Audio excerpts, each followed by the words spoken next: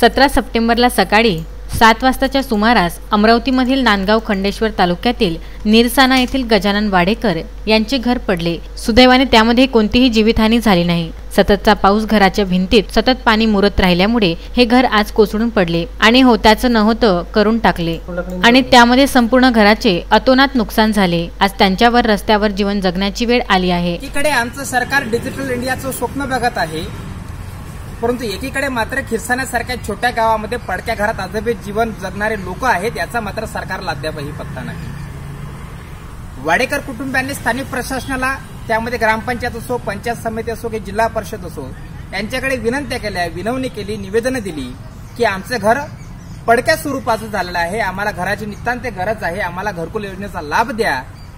परंतु दरवेळेस प्रमाणे स्थानिक प्रशासनाने त्यावरती दुर्लक्ष केलं आणि नेहमीच एक उत्तर दिलं की ओबीसी बांधवांसाठी स्वतंत्र कोणतरी आवास योजना नाही।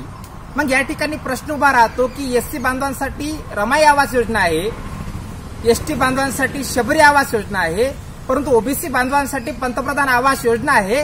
कुठतरी हे समजून सांगण्यास स्थानिक प्रशासन कुठतरी कमी पडलं आहे, याच मात्र शोकांतिका वाटते।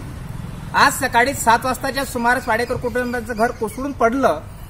सुदैवाने त्यामध्ये जीवितहानी झालेली नाही, परंतु प्रश्न या ठिकाणी हा उभा राहतो की स्थानिक प्रशासनाचा हा बेजबाबदारपणा, निष्ठुरपणा हे महाराष्ट्र सरकार केव्हा बटणीवर आणेल। आणि अशातच 15 दिवसापासून सतत पाऊस चालू आहे। काय करावं, कसे करावे, जीवन कसे जगावे हा एकच प्रश्न आज त्यांना झोपू देत नाही। घरात 18 विश्व दारिद्र्य, जीवन जगण्याचे दुसरं साधन नाही। अशातच या कोरोनामुळे जीवन जगणं अशक्य होतं। स्थानिक प्रशासनाकडे वारंवार निवेदन दिली, पण त्यांनी दरवेळेस प्रमाणे त्यावर दुर्लक्ष केले। ओबीसी प्रवर्गात तुम्ही येता म्हणून तुम्हाला प्रधानमंत्री आवास योजनेचा लाभ मिळणे कठीण आहे। प्रत्येक वेळेस हेच उत्तर ऐकायला मिळत असे।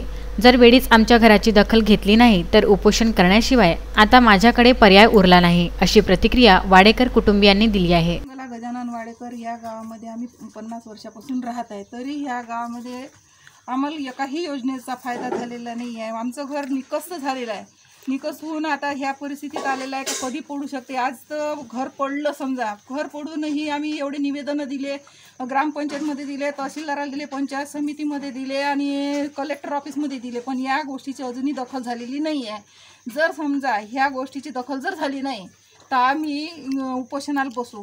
ह्या गावामध्ये असं झालेलं आहे की ज्यांना घर आहे ते घर राहायला दिलं आणि घरकुलात नाव आले आहे, ज्याचं घर निकत झालेलं त्याचं अजूनही नाव आलेलं नाही आहे। तर ह्या गोष्टीचं जर आम्हाला दखल जर केली नाही तर आम्ही संपूर्ण कुटुंब 25 ते 30 तारखेपर्यंत उपोषणाला बसू, याची दखल घ्यावी। उत्तम ब्राह्मणवाडे, विदर्भ न्यूज, नांदगाव खंडेश्वर।